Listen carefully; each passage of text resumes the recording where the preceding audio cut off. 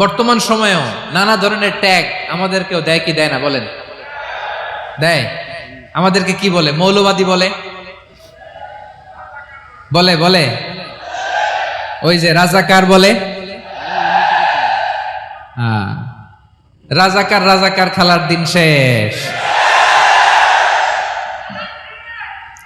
মন মতো হইলে মুক্তিযোদ্ধা, মন মতো না হইলে রাজাকার, এই দিন শেষ। ওই দিন আর নাই, এই কার্ড দিয়ে আর খেলার দিন নাই। এগুলো মানুষ আর খায় না এখন, এগুলো গিলে না আর। সাধারণ মানুষ বড্ড সচেতন। দেখেন, কালের বিবর্তনে, সময়ের আবর্তনে একই পরিক্রমা আমাদেরকেও ট্যাগিং করে, আমাদেরকে মৌলবাদী বলে, ব্যাকডেটেড বলে, রাজাকার বলে, জঙ্গি বলে, যুদ্ধাপরাধী বলে। আছে না এরকম? ওয়াসবির আলা মা ইয়াকুলুন, নিজের সাথে মিলায় নেন, যা বলে ধৈর্য ধারণ করো। ওয়াহজুরহুম হাজরান জামিলা, জাস্ট ইগনোর দেম, ভালোভাবে ইগনোর করেন, খালাস, সালাম দিয়ে কেটে পড়েন। তাহলে প্রিয় ভাইরা, এই বিপদ আপদ আমাদের পিছু ছাড়বে না, পিছু ছাড়বে না। নবীদের পিছু ছাড়ে নাই, আমরা কোথায়? আমরা আর কি? বিপদ আমাদেরকে ধৈর্য ধারণ করতে হবে, মনোবল হারাইলে হবে না। তাহলে প্রিয় ভাইরা, এটাই জীবনের বাস্তবতা। সবর আমাদেরকে ইখতিয়ার করতে হবে, হতাশ হওয়া যাবে না। অনেকে আমরা অল্পতে হতাশ হই। এই যে আমরা ধৈর্য ধারণ করছি, এর ফল পাচ্ছি না। দীর্ঘ 1.5 দশক ধরে ধৈর্য ধারণ করছেন না আপনারা? এখন মুক্তি, স্বাধীনতা, বিজয় এনে দিয়েছে কে? ধৈর্য ধারণ করুন। ধৈর্যের যে ফলাফল, এটা বড় মিষ্টি। আসসালামু আলাইকুম ওয়া রাহমাতুল্লাহি ওয়া বারাকাতুহু। আমরা শুরুতে আল্লাহ রাব্বুল ইজ্জা ওয়াল জালালের দরবারে শুকরিয়া জ্ঞাপন করছি, যিনি আজকে আমাদেরকে এরকম চমৎকার একটি পরিবেশে, চমৎকার একটি ইসলামিক কনফারেন্সে উপস্থিত হওয়ার সুযোগ করে দিয়েছেন। আমরা সবাই পড়ছি কালিমাতুশ শুকর, আলহামদুলিল্লাহ। সম্মানিত সুধী, আমরা এই পৃথিবীতে খুব অল্প একটা সময়ের জন্য, একটা ট্রানজিট পিরিয়ড কাটানোর জন্য বেসিকলি আমরা এই পৃথিবীতে এসেছি। আমরা কি চিরকাল এই পৃথিবীতে থাকবো বলেন তো? না, একটা ট্রানজিট পিরিয়ডে আমরা এসেছি, আবার চলে যেতে হবে। এই যে আমাদের জীবন, এই জীবনের জন্য বিপদ আপদ, পরীক্ষা, স্ট্রাগল, এটা অনিবার্য, এটা হবেই। বিপদ নাই, কষ্ট নাই, আপদ নাই, অনিশ্চয়তা নাই, স্ট্রাগল নাই, এমনকি কেউ আছে এখানে? কেউ কি হাত তুলে বলতে পারবেন যে হুজুর আমার জীবনে কোনো বিপদ নাই, অথবা আমার জীবনে কোনো দুঃখ নাই, কষ্ট নাই, কোনো স্ট্রাগল নাই, কোনো রিস্ক নাই? এরকম সৌভাগ্যবান কেউ আছেন এখানে? তাহলে জীবনের জন্য পরীক্ষা, এটা অনস্বীকার্য, হবেই হবে পরীক্ষা। পৃথিবীর জীবনটাই এমন, এভাবেই এই লাইফকে ডিজাইন করা হয়েছে। পরীক্ষা থাকবে, এখানে বিপদ থাকবে, এগুলো উত্তীর্ণ হয়ে আপনাকে যেতে হবে। চির সুখ, চির শান্তি, এটাই পৃথিবীতে হয় না। চির সুখ এবং চির শান্তির জায়গা হচ্ছে জান্নাত। চির সুখ এবং চির শান্তি কোথায়? এটা জান্নাতের বৈশিষ্ট্য। চির সুখ, চির শান্তি, টেনশন নাই, ঝামেলা নাই, পরীক্ষা নাই, বিপদ নাই, রিস্ক নাই, স্ট্রাগল নাই, এটা হচ্ছে দ্য ফিচার্স অফ জান্নাত, জান্নাতের ফিচার। কিন্তু সমস্যা বাদে তখন যখন জান্নাতের ফিচার আমরা দুনিয়ায় খুঁজি, যেটা পাবো আমরা জান্নাতে, এটা খুঁজি কোথায়? এই তখনই সমস্যা বাদে। And this is the main problem. এটাই বড় সমস্যা। এই সমস্যার সমাধান কোথায়, এটা নিয়ে আজকে আমি কিছু কথা অ্যাড্রেস করবো ইনশাআল্লাহ। তো তাহলে আসুন শুনি জান্নাতের ফিচার কি। জান্নাতের কমন একটা ফিচার হচ্ছে জান্নাতে there will be no sickness in paradise. জান্নাতে কোনো অসুস্থতা থাকবে না, চিরসুস্থ। সুবহানাল্লাহ পড়েন। চিরসুস্থ, চির সবল, কেউ অসুস্থ হবে না জান্নাতে। জান্নাত হবে অ্যান্টি এইজিং, জান্নাতে বয়স বাড়বে না কারো, চির যৌবনা, চির যুবক, অ্যান্টি এজিং। আপনারা জানেন যে বর্তমান পৃথিবীতে অ্যান্টি এজিং ক্রিম পাওয়া যায় না? ক্রিম, কথা বুঝতেছেন? অ্যান্টি এজিং ক্রিম পাওয়া যায়। তারা বলে এই ক্রিম মাখলে চামড়ায় ভাঁজ পড়ে না। এটার দাম আছে কিন্তু অনেক। অ্যান্টি এজিং ক্রিম লাগায়, শ্যাম্পু ইউজ করে, অ্যান্টি এজিং অয়েল আছে, এটা দিলে নাকি চামড়ায় ভাঁজ পড়ে না। ইভেন ভারতের অনেক বড় একজন ব্যবসায়ী মুকেশ আম্বানি, নাম শুনছেন না, যে তার ছেলের বিয়ে হয়ে গেল। তো এই মুকেশ আম্বানির স্ত্রী নীতা আম্বানি, সে কিছুদিন আগে এক বটল গোল্ড ওয়াটার খেয়েছে, gold water, and it's cost $60,000। $60,000 দাম এক বোতল গোল্ড ওয়াটারের। কেন? ফর অ্যান্টি এজিং, যাতে বয়সের ছাপ গালে না থাকে। এখন বলেন, এভাবে কি আমাদের বয়সকে ধরে রাখা সম্ভব এই পৃথিবীতে? সম্ভব না, কারণ এই ফিচারটা দুনিয়ার ফিচার না, এটা জান্নাতের ফিচার। সুবহানাল্লাহ পড়েন। তাহলে জান্নাতে কেউ অসুস্থ হবে না, জান্নাত হবে চির যৌবন, চির যৌবনা। ওখানে আমরা যুবক থাকবো, প্রত্যেকে 33 বছরের যুবক যুবতী হয়ে জান্নাতে ঢুকবো।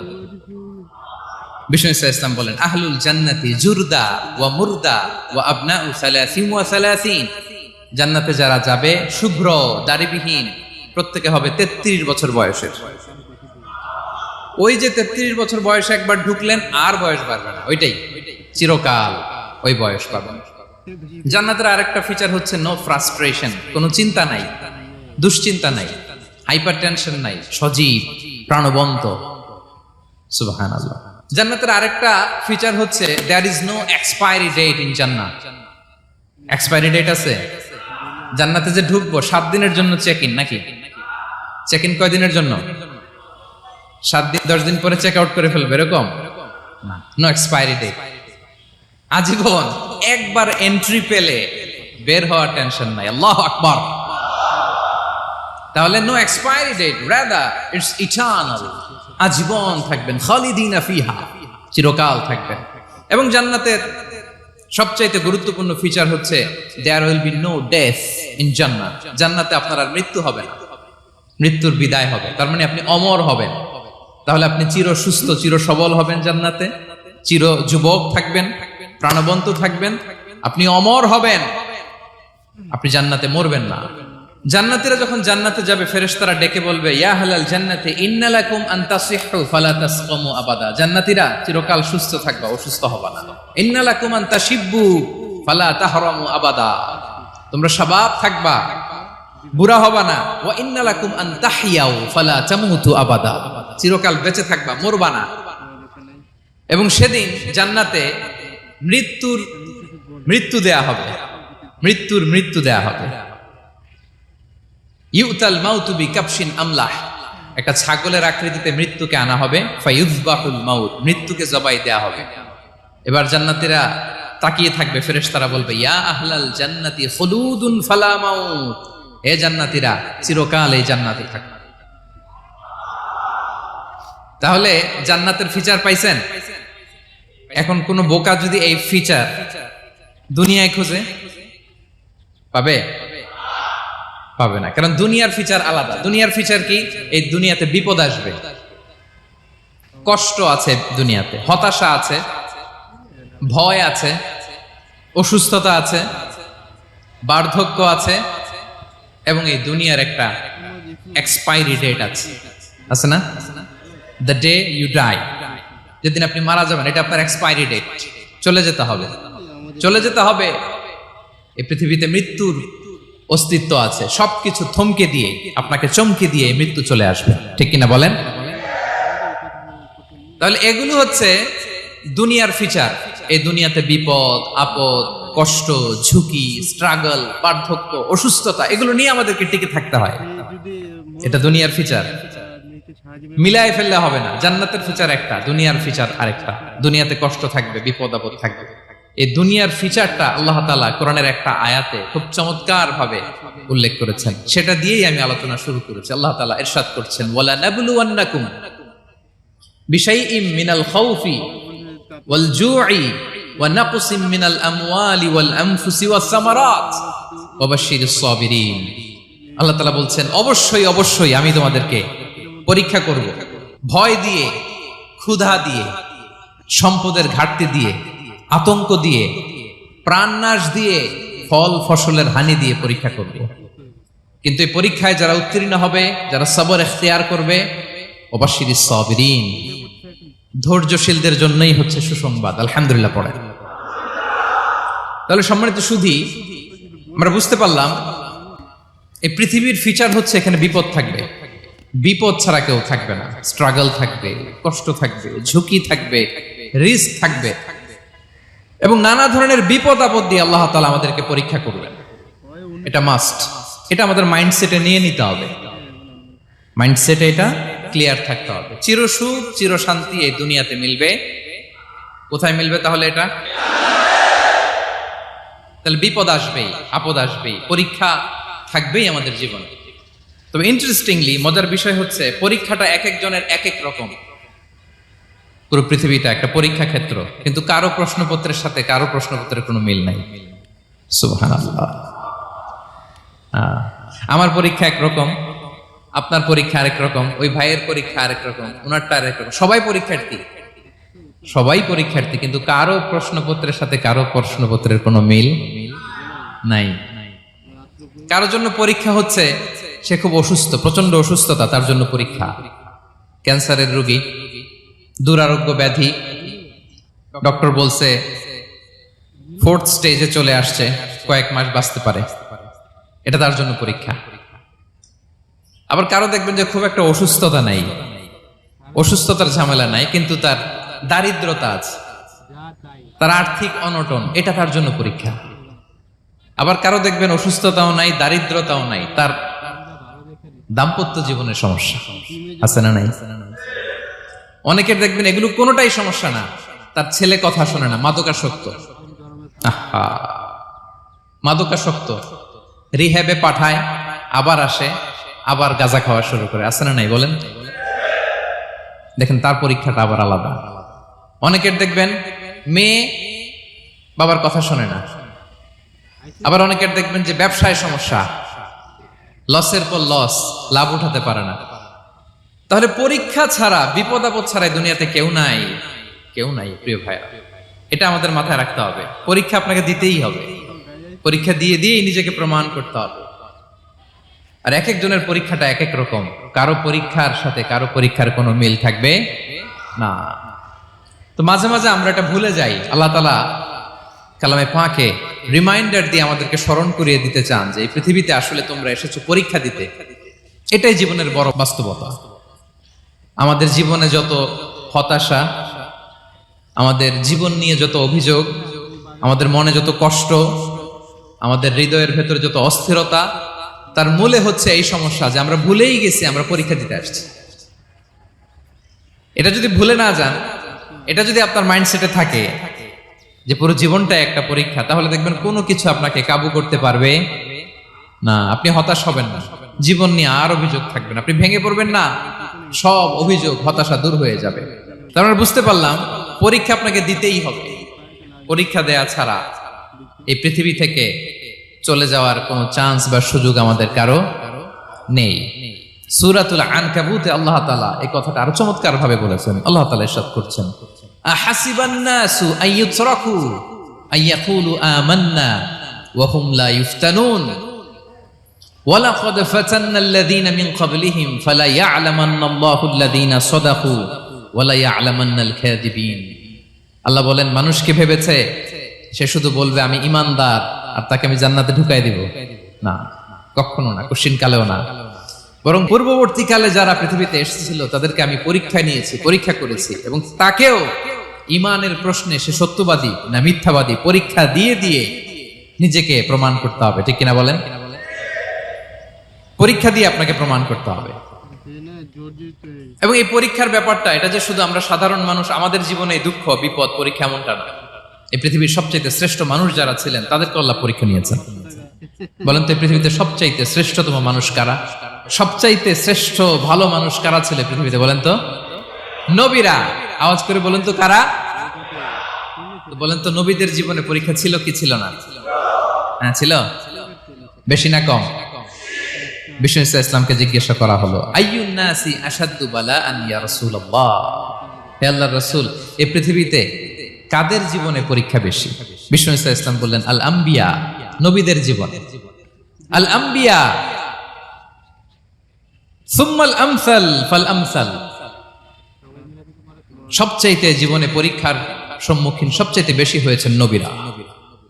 তারপরে নবীদের পরবর্তী অবস্থান যাদের, সিদ্দিকিন যারা, সোহাদা যারা, সলিহিন যারা, আল্লাহওয়ালা যারা, তাদের জীবনে পরীক্ষা বেশি। ইউবতালার রাজুলু আলা হাসাবি দীনি, ব্যক্তির দিনদারি যত বেশি তার জীবনে আল্লাহর পরীক্ষাও তত বেশি। আপনি আল্লাহওয়ালা হবেন, আপনার জীবনে পরীক্ষাও অনেক বেশি। এজন্য ইমানদার হওয়া যেমনি মর্যাদার, ইমানদারের জীবনে পরীক্ষাও হবে অনেক বেশি। এবং পরীক্ষা যত বড়, খেয়াল রাখতে হবে, মন খারাপ করার কোনো সুযোগ নেই। পরীক্ষা যার জীবনে যত বড়, সেটাতে সফল হতে পারলে ওটার প্রতিদানও বড়। পরীক্ষা যত বড়, এটাতে সাকসেস হইতে পারলে এটার রিওয়ার্ডও তত বড়। বিষ্ণু ইসলাম বলেন, ইযামুল জাযাই মাআ ইযামিল বালা, বালা যত বড়, জাযাও তত বড়, প্রতিদানও তত বড়। কারণ নবীদের জীবনে যদি খেয়াল করেন, দেখবেন যেই নবীর জীবনে পরীক্ষা যত বেশি, সেই নবীর জীবনে সফলতাও তত বেশি।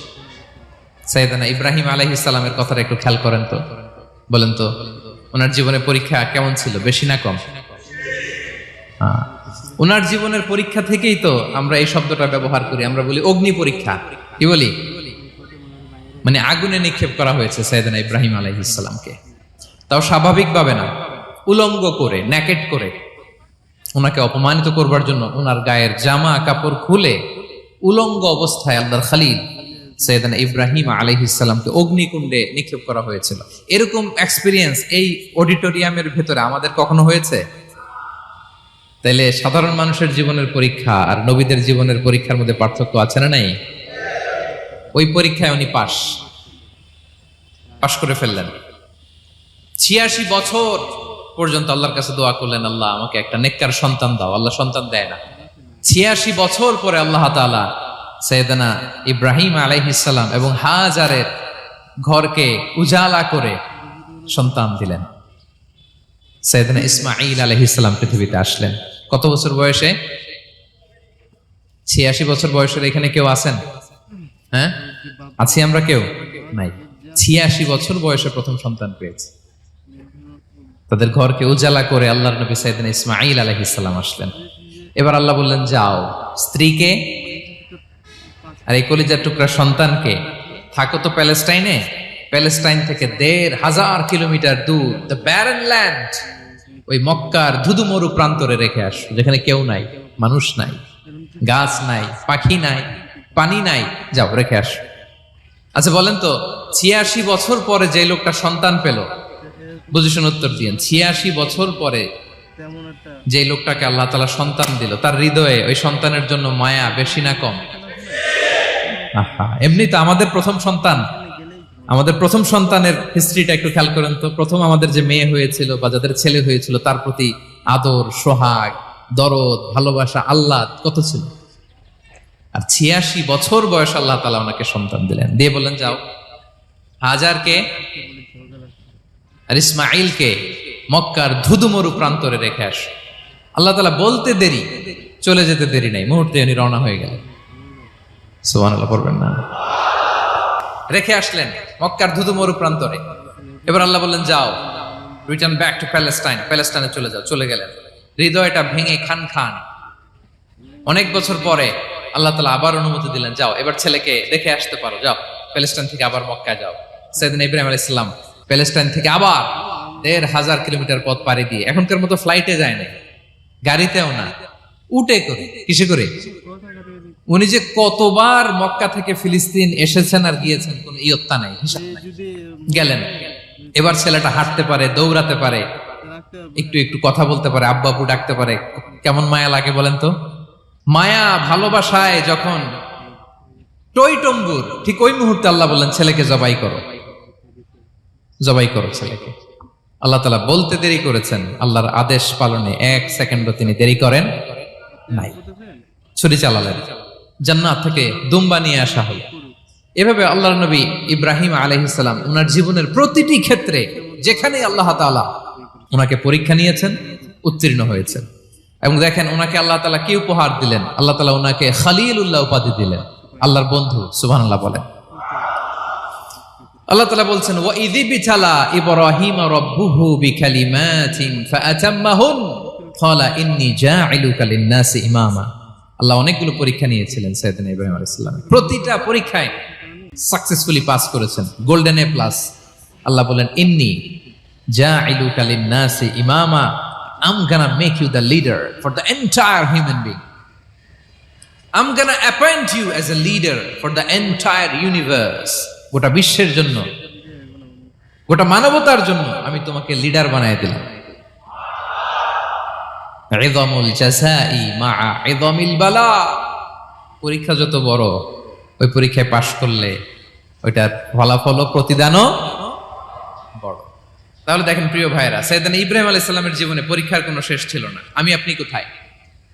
আল্লাহর খালিলের জীবনে যদি এত পরীক্ষা থাকতে পারে, আমি আপনি কোথায় বলেন তো? এবার বলেন, সাইয়েদনা মূসা আলাইহিস সালাম, ওনার জীবনে তো কোনো পরীক্ষার ছিল না। হ্যাঁ, গুণে শেষ করতে পারবেন? জন্মটাই তো হয়েছে পরীক্ষার মধ্য দিয়ে। মিশরের ছেলে সন্তান হইলেই ফেরাউন বলছে জবাই করো। ওনার মা এরকম সিন্ধুকে করে ভাসায় দিলেন নীল নদীতে। আল্লাহু আকবার! কি একটা রোমাঞ্চকর পরিস্থিতির মধ্য দিয়ে আল্লাহ তাআলা ওনাকে বাঁচালেন। সুবহানাল্লাহ। জন্মই হয়েছে পরীক্ষার মধ্য দিয়ে।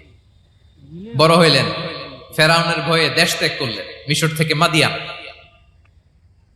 আবার আল্লাহর আদেশে যখন ফিরে আসলেন, আবার ফেরাউনের সাথে তর্ক বিতর্ক, যুদ্ধ।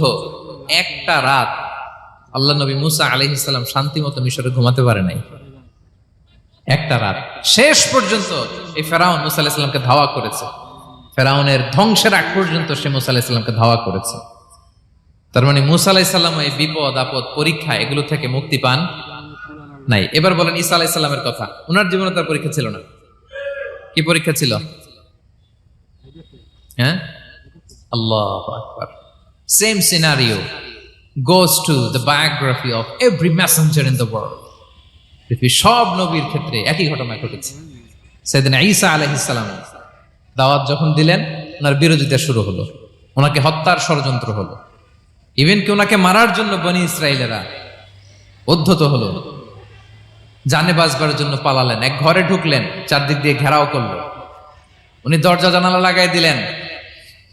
ওরা বললো একজন দরজা ভেঙে জানালা ভেঙে ভিতরে ঢুকে দেখো বেটা ঈসা কি করে। একজন ভিতরে ঢুকছে, ঢুকার সাথে সাথে বল রাফাআহুল্লাহু ইলাইহি, আল্লাহ তাআলা ঈসা আলাইহিস সালামকে উপরে উঠায় নিলেন।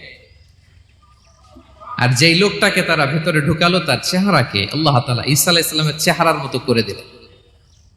এবার তার বাইরের সাথীরা বলে, ঘটনা কি? বেটা ঈসাও বেরোয় না, আমাদের লোকটাও বেরোয় না, সবাই ঢুক। দরজা ভেঙে ভেতরে ঢুকে দেখে ঈসা দাঁড়ায় আছে। বলেন তো, এটা ঈসা না মিসা? এটা কি আসল ঈসা?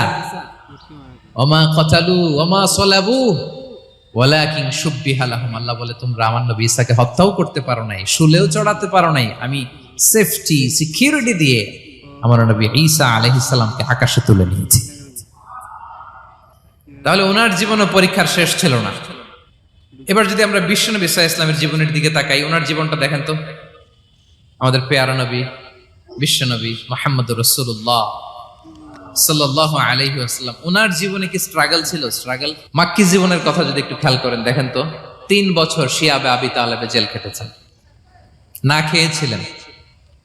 ওনার বংশের লোকেরা প্রথমে ছাগল খেয়েছে, ছাগলগুলো যখন শেষ, ছাগলের চামড়াগুলো শুকিয়ে ওইটা খাইছে। গাছের পাতা ছাল এগুলো খেয়ে খাবারের অভাবে বেহুশ হয়ে পড়ে থাকতো তারা। না খেয়ে কয়দিন ছিলেন আপনি? আমি কয়দিন ছিলাম না খেয়ে? মনেই তো পড়ে না, না খেয়েছিলাম কিনা কোনোদিন। এ হচ্ছে মাক্কি জীবন। মেন্টালি প্রেসার দেয়া হয়েছে। বিশ্বনবীর চাচা আবু লাহাব, তার 2 ছেলে উতবা আর উতাইবা, এদের সাথে বিয়ে দিয়েছিলেন 2 মেয়ের। যখন দাওয়াত দেওয়া শুরু করলেন, 2 মেয়েকে ডিভোর্স দিয়ে দিল। দেখেন, একটা বাবার জন্য প্রাপ্তবয়স্কা মেয়েকে যখন উঠায় নেয়ার আগে ডিভোর্স দেয়, তার মানসিক অবস্থাটা কেমন থাকে বলেন? মেন্টালি প্রেসারাইজ করা হয়েছে, ফিজিক্যালি হ্যারাস করা হয়েছে। বিষ্ণু ইসলাম যখন নামাজে দাঁড়াতেন, উটের পচা নারী ভুঁড়ি বিষ্ণুনবীর কাঁধে চাপিয়ে দেওয়া হতো। আপনার জীবনে এরকম ঘটছে কখনো? আপনি নামাজ পড়তেছেন, উটের পচা নারী ভুঁড়ি আপনার কাঁধে চাপিয়ে দেওয়া হয়েছে। কয়দিন হয়েছে এরকম? কয়দিন হয়েছে? হ্যাঁ, তারপরে তো আলহামদুলিল্লাহ বেরোয় না মুখ দিয়ে। কেমন আছেন হুজুর? কয়েন না, বেশি একটা সুবিধার না, তাই না? বেশি একটা একটু মিলাবেন। কতটুকু পরীক্ষা আমরা দিয়েছি? তায়েফে গেলেন বিশ্বনবী, তায়েফে গেছিলেন জমির বায়না দিতে, তাই না? জমি কিনবে তায়েফে। তায়েফবাসীদেরকে জাহান্নামের আগুন থেকে বাঁচাতে গিয়েছিলেন, নিজের জন্য না। সেখানে তায়েফের ছেলেরা পাথর মেরেছে বিষ্ণু ইসলামের গায়ে। এত শুভ্র দেহ ছিল, চেহারা ছিল, বিষ্ণুবীর গা দিয়ে ঝরঝর করে রক্ত ঝরেছে। ফিজিক্যাল হ্যারাসমেন্টের শিকার হয়েছেন বিষ্ণু ইসলাম। যখন যেদিন বিষ্ণু ইসলামকে হত্যার ষড়যন্ত্র করা হলো, আল্লাহ তাআলার আদেশে তিনি মক্কা থেকে মদিনায় হিজরত করলেন। মদিনাতে যে একটা রাত, সপ্তম হিজরির আগ পর্যন্ত শান্তিতে ঘুমাতে পারেন নাই। 3 দিকে 3 ইহুদি বসতি, বনু কাইনুকা, বনু নদীর, বনু কুরাইজা। আহা, খাওয়ার মধ্যে বিষ মিশিয়ে দেয়া হয়েছিল বিষ্ণু ইসলামের। বাজুর, খাসির বাজুর রান পছন্দ করতেন। এক ইহুদি মহিলা বিষ্ণু ইসলামের ওই রানের মধ্যে বিষ মিশিয়ে দিয়েছিল। ওই বিষের যন্ত্রণায় মৃত্যুর আগ পর্যন্ত বিষ্ণুনবী কাতরাতেন, এবং উনি ইন্তেকালের সময় ওই বিষের ব্যথা যন্ত্রণাতে ইন্তেকাল করেছেন। বিষ্ণুনবীর ইন্তেকালটা শাহাদাতের ইন্তেকাল ছিল। বিষ্ণু ইসলাম বলেছেন, ওই যে খায়বার এলাকার ওই মহিলা যে আমার খাবারে বিষ মিশিয়েছিল, সেই বিষের যন্ত্রণা, বেদনা, কষ্ট আমি অনুভব করছি। খেয়ে না খেয়ে দিন প্রচারের কাজে নিজেকে দিয়েছ বিলিয়ে, তায়েফের কাফিরেরা চিনল না সে আলো, দুষ্ট ছেলেদের পিছু দিল লেলিয়ে, পাথরের আঘাতে ক্ষত বিক্ষত হয়ে সারা শরীর থেকে রক্ত ঝরে। হে রাসূল তোমাকে ভুলি আমি কেমন করে, হে রাসূল তোমাকে ভুলি আমি কেমন করে। হাজার ব্যথা বেদনার পরে ফিরে আসনি তুমি আপন ঘরে, দিনের আলো তুমি ছড়িয়ে দিতে চলে গেলে মদিনায় মক্কা ছেড়ে।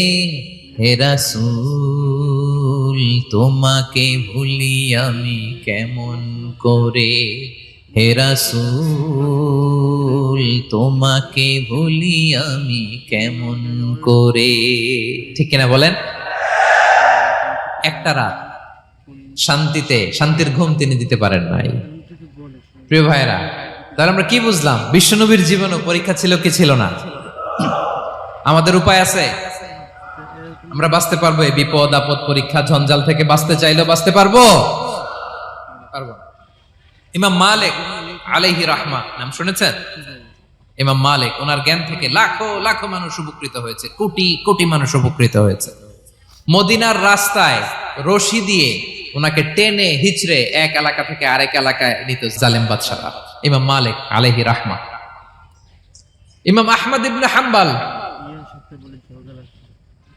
ওনাকে বেত্রাঘাত করা হতো, চাবুক দিয়ে পেটানো হতো। আল ইমাম আল আযম আবু হানিফা আলাইহি রাহমা, ওনাকে কারাবন্দী করা হয়েছিল। তার মানে দেখেন, যত বড় বড় স্কলার, যত বড় বড় মাশায়েখ, এমনকি আম্বিয়া আলাইহিস সালাম, ওনারাও পরীক্ষা বিপদ আপদ থেকে রেহাই পান। পাইছে? তাহলে আপনি আর আমি পাবো? বলেন তো। তাহলে এটা আমাদের ব্রেইনে গেঁথে নিতে হবে যে জীবন মানেই এখানে বিপদ থাকবে, পরীক্ষা থাকবে, স্ট্রাগল করে করে আমাকে আগাতে হবে। কেউ আমার জন্য রেড কার্পেট বিছিয়ে রাখবে না। এই জীবনটা বড় জটিল। This is life, how it's design. এভাবেই পৃথিবীকে ডিজাইন করা হয়েছে। এখানে বিপদ আছে, কষ্ট আছে। এই পরীক্ষা দিয়ে দিয়ে আপনাকে উত্তীর্ণ হতে হবে। বুঝতে পেরেছেন প্রিয় ভাইরা? নাও দ্য কোশ্চেন আরাইজ, এখন প্রশ্ন হচ্ছে, কেন আল্লাহ এই পরীক্ষা নেন? কেন? আল্লাহ তাআলা সূরা মুলকে বলেছেন, এই পৃথিবী সাজানোর, এই জীবন মৃত্যুর এই খেলা, এর উদ্দেশ্যটাকে আল্লাহ তাআলা স্পষ্ট করে বলেছেন। আল্লাযী খালাকাল মাউতা ওয়াল হায়াতা লিয়াবলুয়াকুম আইয়ুকুম আহসানু আমালা। জীবন মৃত্যু দিয়ে তোমাদের জীবনকে সাজানো হয়েছে এজন্য, যাতে করে তিনি তোমাদের পরীক্ষা করতে পারেন। কি করতে পারেন? তোমাদের মধ্যে কে সৎকর্মে অগ্রগামী, কে কাজে ভালো, আমলে ভালো, এটা দেখার জন্য। বেসিকলি আল্লাহর দেখার প্রয়োজন নাই, আমাদেরকে দেখানোর জন্য এই পরীক্ষার আয়োজন। আমি ভালো করবো না খারাপ করবো এটা আল্লাহ জানে না, তো ওনার পরীক্ষা করা লাগে কেন? কথা বলেন। আমি জান্নাতি না জাহান্নামী এটা আল্লাহ জানেন না? বেসিকলি আমাদেরকে জানানোর জন্য এই পরীক্ষার আয়োজন। কাদেরকে জানানোর জন্য? মানে তুমি জেনে যাও তুমি জান্নাতি না জাহান্নামী। আমি ভালো করেই জানি। একটা ছোট্ট উদাহরণ দিলে বুঝতে পারবেন প্রিয় ভাইয়েরা। ধরেন আল্লাহ তাআলা দুইজনকে সৃষ্টি করলেন। উদাহরণস্বরূপ একজনের নাম আব্দুল্লাহ, আরেকজনের নাম আব্দুর রহমান। সৃষ্টির পরে আব্দুল্লাহকে বললেন, আব্দুল্লাহ আমি জানি তুমি পৃথিবীতে 50 বছর হায়াত পাইতা, খুব ভালো কাজ করতে, তুমি দুনিয়াতে অনেক ভালো কাজ করতে, এটা আমি আগেই জানি, আমার অসীম জ্ঞান বলে আমি আগে থেকেই জানি। তো যাও, তোমার এইমাত্র সৃষ্টি করলাম, যাও তুমি জান্নাতে ঢুকে যাও, কারণ আমি জানি তুমি জান্নাতি হবে। আচ্ছা, আর আব্দুর রহমান তুমি পৃথিবীতে খুব খারাপ কাজ করতে, এটা আমি জানতাম, তোমারে পাঠাইলে খারাপ কাজ করবা, তুমি সীমা লঙ্ঘন করবা, অন্যায় করবা, অপরাধ করবা, তুমি জাহান্নামী হবা, যাও। যেহেতু আমি জানি পরীক্ষার আর দরকার নেই, তোমারে জাহান্নাম দিয়ে দিলাম, যাও ঢুকে যাও। আব্দুল্লাহ ঠিকই জান্নাতে ঢুকে যাবে, আব্দুর রহমান কি ঢুকবে? ঢুকবে।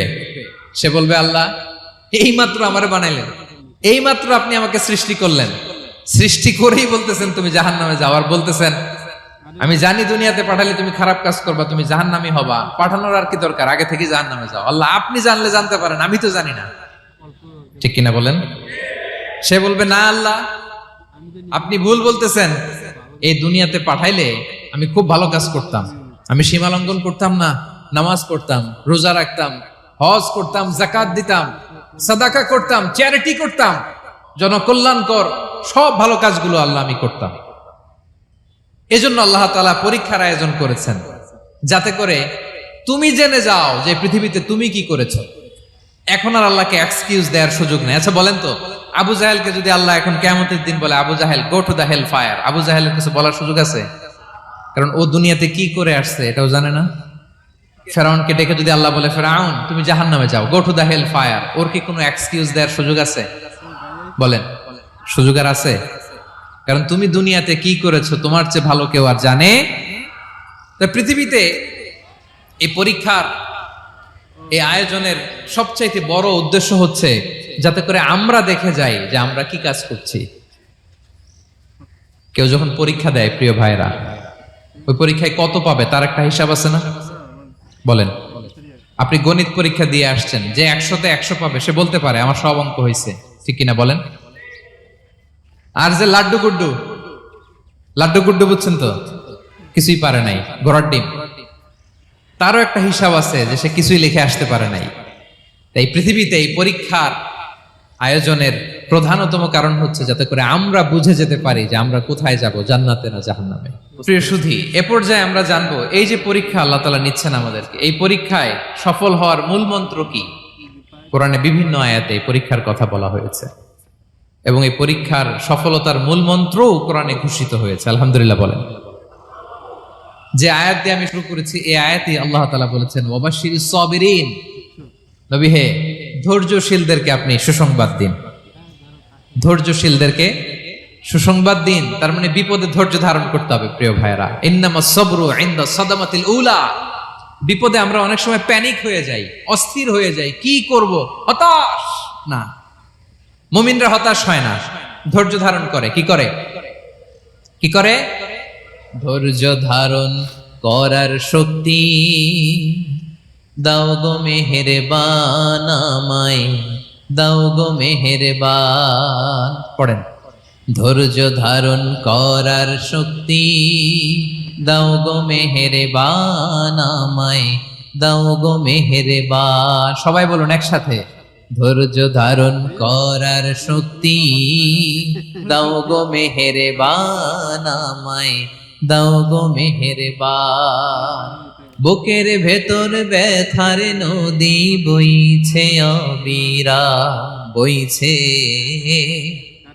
বইছে অবিরাম। পড়ুন, ধৈর্য ধারণ করার শক্তি দাও গো মেহেরবান আমায়, দাও গো মেহেরবান। পড়েন আমিন।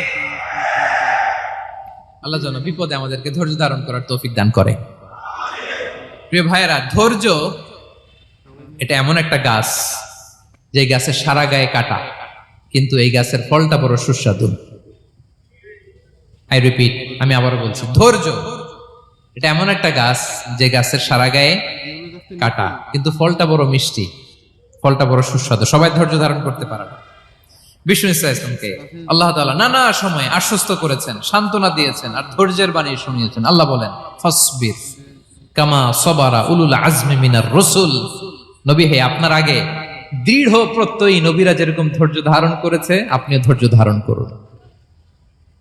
সূরাতুল মুজাম্মিল আল্লাহ তাআলা বলছেন, ওয়াসবির আলা মা ইয়াকুলুনা ওয়াহজুরহুম হাজরান জামিলা। ওরা যাই বলুক, আপনি ধৈর্য ধারণ করুন, ওদের কথাকে ইগনোর করুন। Just ignore what they are saying to you. যা বলে আপনি জাস্ট ইগনোর করেন। ওরা বিষ্ণু ঈসা ইসলামের মনোবলকে ভেঙে দেওয়ার জন্য কখনো বিষ্ণু ঈসা ইসলামকে কবি বলে গালি দিত। কবি কি বলতো? শায়ের। কখনো বলতো মজনুন, পাগল। নাউজুবিল্লাহ পড়বেন না? পাগল বলে গালি দিত। মাঝে মাঝে বলতো কাহিন, গণক। মাঝে মাঝে বিষ্ণু ঈসা ইসলামকে তারা বলতো আবতার, লেস কাটা। মুহাম্মদ, তোমার ছেলে নাই, তোমার বংশ নির্বংশ হয়ে গেছে, তোমার নাম নেয়ার মতো কেউ নাই। আহা, কপাল পোড়া। গোটা বিশ্বব্যাপী বিষ্ণু ঈসা ইসলামের সুনাম সুখ্যাতি ছড়িয়ে দিয়েছে কে?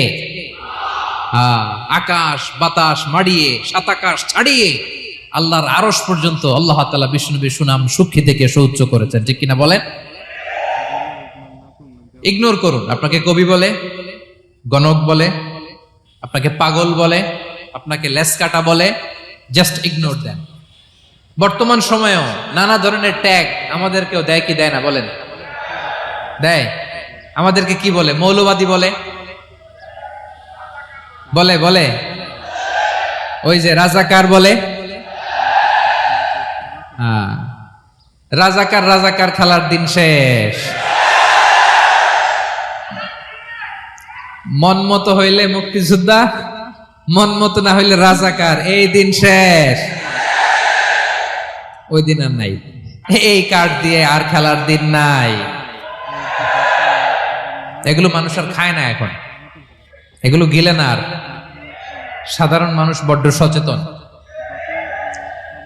দেখেন, কালের বিবর্তনে, সময়ের আবর্তনে একই পরিক্রমা আমাদেরকেও ট্যাগিং করে। আমাদেরকে মৌলবাদী বলে, ব্যাকডেটেড বলে, রাজাকার বলে, জঙ্গি বলে, যুদ্ধাপরাধী বলে। আছে না এরকম? ওয়াসবির আলা মা ইয়াকুলুন, নিজের সাথে মিলায় নেন। যা বলে ধৈর্য ধারণ করো। ওয়াহজুরহুম হাজরান জামিলা, জাস্ট ইগনোর দেন, ভালোভাবে ইগনোর করেন, খালাস, সালাম দিয়ে কেটে পড়েন। তাহলে প্রিয় ভাইরা, এই বিপদ আপদ আমাদের পিছু ছাড়বে না, পিছু ছাড়বে না। নবীদের পিছু ছাড়ে নাই, আমরা কোথায়? আমরা আর কি? বিপদ আমাদেরকে ধৈর্য ধারণ করতে হবে, মনোবল হারাইলে হবে না।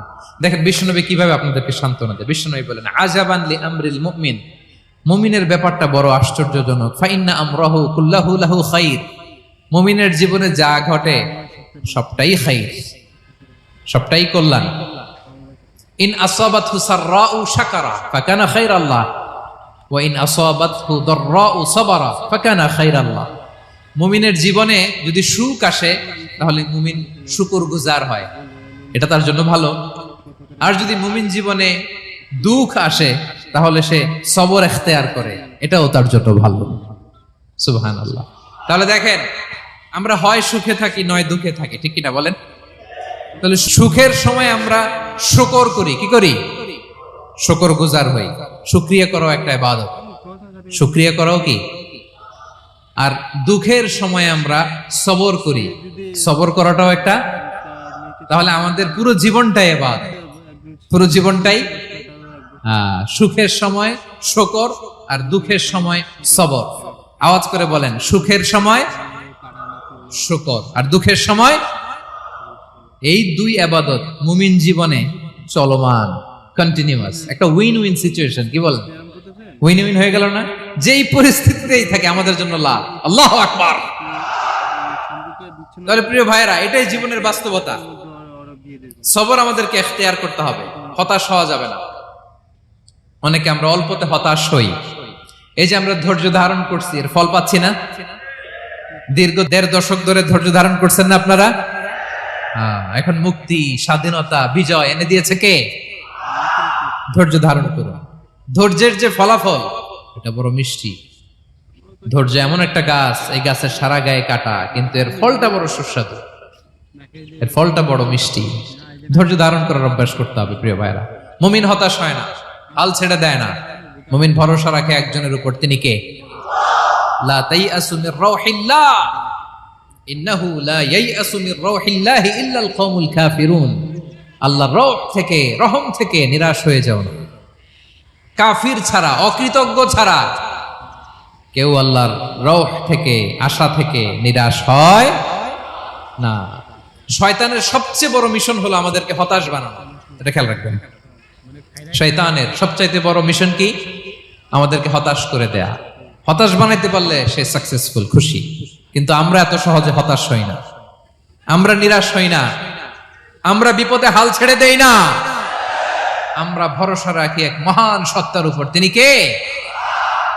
মনে থাকবে, বিপদ আসলে ভেঙে পড়বেন, ভিসা না হইলে কান্নাকাটি শুরু করবেন, ব্যবসায় লস হইলে হাউমাউ, হতাশ হবেন, ভেঙে পড়বেন। ধৈর্য ধারণ করব আমরা। আওয়াজ করে বলেন, আমরা কি করব? সবর। বিপদ ট্যাকেল দেওয়ার প্রথম স্টেপ হচ্ছে সবর, ধৈর্য ধারণ করতে হবে। অবশ্যই সাবিরিন, ধৈর্যশীলদেরকে সুসংবাদ দাও। বিপদ থেকে বাঁচার দ্বিতীয় স্টেপ হচ্ছে এই বিপদ থেকে উত্তরণের চেষ্টা করতে হবে। কন্টিনিউয়াস প্রচেষ্টা চালিয়ে যেতে হবে। ওয়াল্লাযীনা জাহাদু ফিনা লানাহদিয়ান্নাহুম সুবুলানা। যারা আমার রাস্তায় চেষ্টা করে, প্রচেষ্টা করে, স্ট্রাগল করে, তাদেরকে আমি পথ দেখিয়ে দেই, সুবুল দেখিয়ে দেই, ওয়ে আউট দেখায় দেই, এক্সিট দেখায় দেই। কোথাও আটকাবেন না আপনি, আপনাকে এক্সিট দেখাই দিবে কে? মালয়েশিয়াতে কেলুয়ার বলে না? কেলুয়ার কি বলে চেনেন? কেলুয়ার মানে কি? এক্সিট। এক্সিট পেয়ে যাবেন, আটকাবেন না আপনি জীবনে কোথাও। 3 নাম্বার, আল্লাহর উপর তাওয়াক্কুল করতে হবে বিপদ আসলে। ওমাইয়া তাওয়াক্কাল আলাল্লাহি ফাহুয়া হাসবুহ।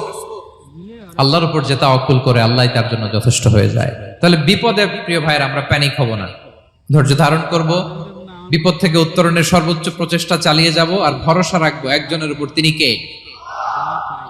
আর বিপদ আসলে এটাকে নেগেটিভলি নেবেন না সব সময়। বিপদ আপদ এটা অনেক পজিটিভ, ভালো জিনিস আমাদের জীবনে বয়ে নিয়ে আসে।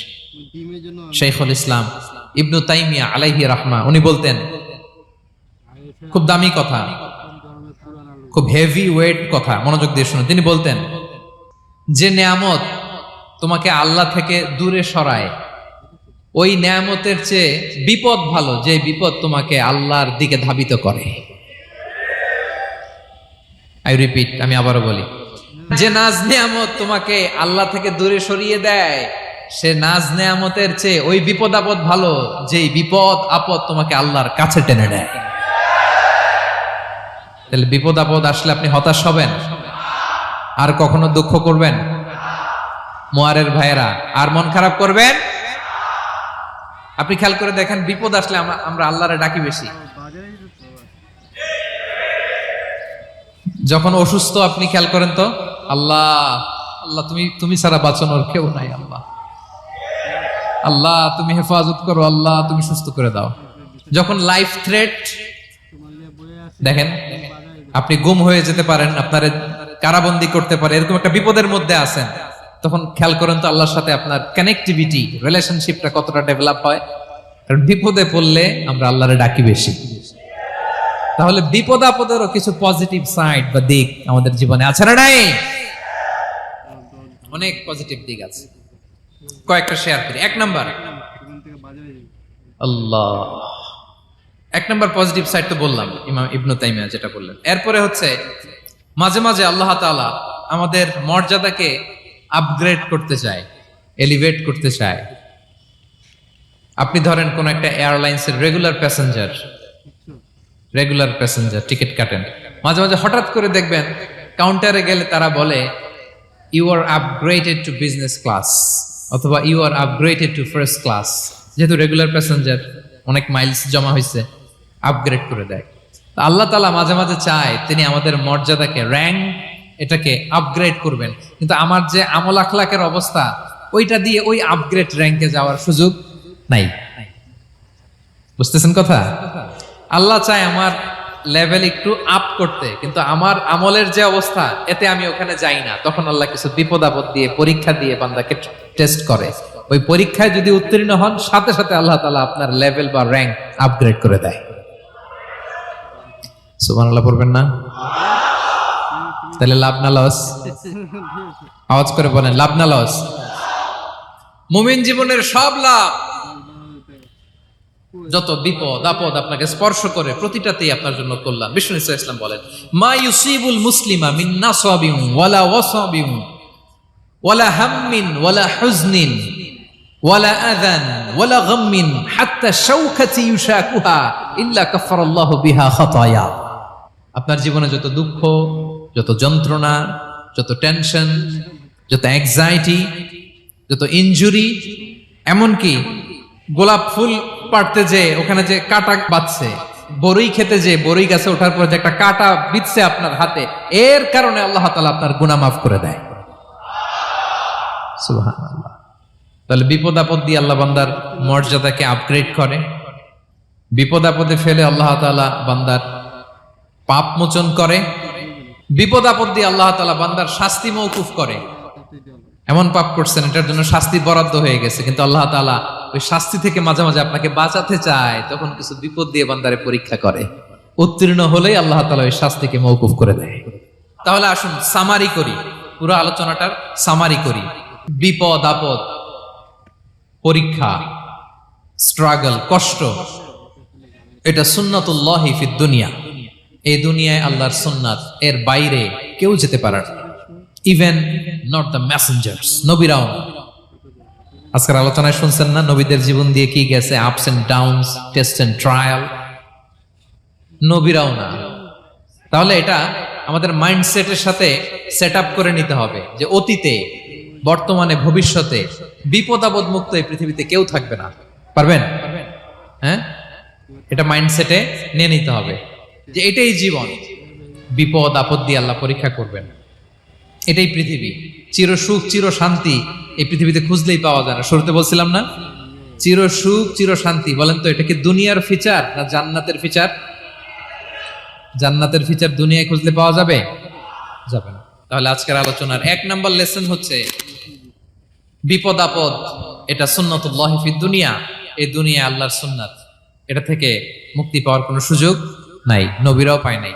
2 নাম্বার লেসন, বাঁচার যেহেতু সুযোগ নাই, we have to face it with patience, intellect and tawakkul. বিপদে অস্থির হওয়া যাবে না, এটাকে ফেস করতে হবে উইথ পেশেন্স, ধৈর্যের সাথে। বিপদ আমরা মোকাবেলা করব কিসের সাথে? ধৈর্য। প্যানিক হবেন না, অস্থির হবেন না, ধৈর্য ধারণ করবেন উইথ ইন্টেলেক্ট। আল্লাহর দেয়া আপনার ইন্টেলেক্ট খাটিয়ে এই বিপদ উত্তরণের সর্বান্তকরণের চেষ্টা প্রচেষ্টা আপনার চালায় যেতে হবে। আর সবশেষে আত-তাওয়াক্কুল আলাল্লাহ, ডিপেন্ডিং অন আল্লাহ, ভরসা করব কার উপর? আল্লাহর উপর। পারা যাবে তো? আচ্ছা, 2টা লেসন গেল। 3 নাম্বার লেসন হচ্ছে আমাদের ছেলে মেয়েদেরকে we have to educate our child regarding the test and trial in this দুনিয়া। দুনিয়ার এই বিপদ আপদের ব্যাপারে আমাদের ছেলে মেয়েদেরকে শেখাতে হবে, বুঝাতে হবে। ওরা ছোট মানুষ তো অস্থির হয়ে যায়, আব্বু আমার সাথে কেন এমন হয়, আমারই শুধু পেন্সিল চুরি হয়, আমারই শুধু এটা হয়, আমি পরীক্ষায় খারাপ করি, আমি ব্যথা পাই, আমার এই আমার সেই। ছোট মানুষ তো বুঝে না। ওরা বুঝাইতে হবে যে বাবা, this is the essence of life, এটাই জীবন, এটাই কি এই লাইফ হ্যাকস গুলো তাদেরকে শেখাইতে হবে। ডোন্ট বি প্যানিক, প্যানিক হওয়া যাবে না। This is how life is design, এটাই জীবন। বিপদ আপদ আসবে, এটাকে মেনে নিতে হবে, ছেলে মেয়েদেরকে শিখাইতে হবে, তাহলে তারাও প্যানিক হবে না। পারবেন তো ইনশাআল্লাহ? আচ্ছা, 4 নাম্বার লেসন হচ্ছে যেটা আমরা জানলাম, এই বিপদ আপদ সবসময় আমাদের জন্য খারাপ না। সামটাইমস ইট ব্রিংস খায়ের for us if dealt properly. ঠিক মতো বিপদকে ডিল করতে পারলে এটা আসলে আমার জন্য আখেরে কল্যাণই বয়ে নিয়ে আসে। কি বলেন, তাই না? কল্যাণ বয়ে নিয়ে আসে। সব শেষ কথা হলো আমরা যেন এই বিপদগুলোকে প্রপারলি ডিল করতে পারি, আমরা যেন সবর এখতিয়ার করতে পারি। আল্লাহর কাছে চাইতে হবে, দোয়া করতে হবে। কারণ তৌফিক দেওয়ার মালিক কে?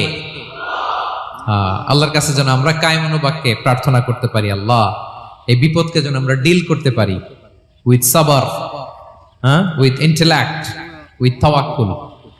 আসল হাতিয়ার হচ্ছে এটা, দোয়া। আল্লাহর কাছে চাইবেন, মনোযোগের সাথে চাইবেন, আন্তরিকতার সাথে চাইবেন। উদউল্লাহ ওয়া আনতুম মুখিনুনা বিল ইজাবা। বিষ্ণু বলেন এমন ভাবে চাও যেন তুমি অনেকটা কনফার্ম যে তোমার দোয়া আল্লাহ কবুল করবেনই, এমন ভাবে চাও। অনেকে রোবোটিক দোয়া করে। রোবোটিক দোয়া মানে দোয়ার মধ্যে প্রাণ নাই, ধ্যান নাই, মন নাই, আগ্রহ নাই, ভালোবাসা নাই। ওই দোয়া আল্লাহ কবুল করে না। মনোযোগ দিয়ে চাইতে হবে চাওয়ার মতো, তাহলে আল্লাহ তাআলার পক্ষ থেকে তৌফিক পাওয়া যাবে। পারা যাবে তো ইনশাআল্লাহ। আল্লাহ তাআলা আমাদের সবাইকে বিপদে আপদে ধৈর্য ধারণ করার তৌফিক দান করুক। নবীরা তাদের জীবনে যেভাবে স্ট্রাগল, আপস এন্ড ডাউনস, বিপদগুলোকে, টেস্ট এন্ড ট্রায়াল গুলোকে ডিল করেছে, আমরা যেন সেভাবে ডিল করতে পারি। আল্লাহ তৌফিক দান করুক। আল্লাহ তাআলা আমাদের সবাইকে কথাগুলো বোঝা আর আমল করার তৌফিক দান করুক। হাযা মা ইনদি ওয়াল ইলমু ইনদাল্লাহি আলাইহি তাওয়াক্কালতু ওয়া ইলাইহি উনীব। ওয়াসসালামু আলাইকুম ওয়া রাহমাতুল্লাহি তাআলা ওয়া বারাকাতুহু।